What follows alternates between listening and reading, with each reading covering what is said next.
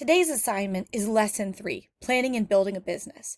Here's where we're going to use all of the information that we learned throughout the term, all of the 4 Ps. We're going to start out by taking a look at different types of entrepreneurs, conducting market research for your business, doing some segmentation and creating a customer profile, looking at buying patterns, competitive advantage, and the organizational structure of your business. Then we're going to take a look at price, so unit of sale, how to calculate that, and different types of members in the supply chain.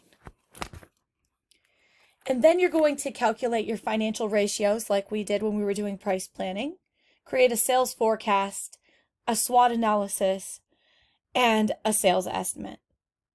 Create business documents like income statements, and then create our marketing plan using the different elements of the marketing mix that we use throughout the term.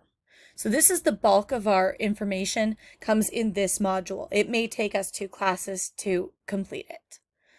So if we need to take next class to finish it, that's okay.